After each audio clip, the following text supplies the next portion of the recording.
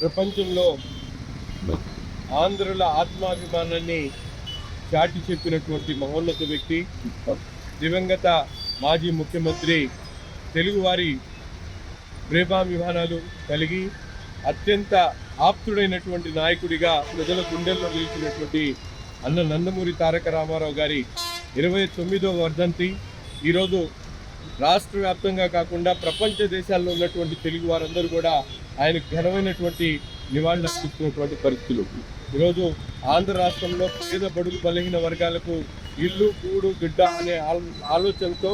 ఆనాడు సమాజమే దేవాలయం ప్రజలే దేవుళ్ళు అనే నినాదంతో తెలుగుదేశం పార్టీని స్థాపించి రాష్ట్ర పురోభివృద్ధికి రాష్ట్ర అభివృద్ధికి ఈరోజు బాటలేసినటువంటి మహోన్నత వ్యక్తి అన్న నందమూరి తారక రామారావు గారు. అటువంటి వ్యక్తి అడుగుజాడల్లో నేడు తెలుగుదేశం పార్టీ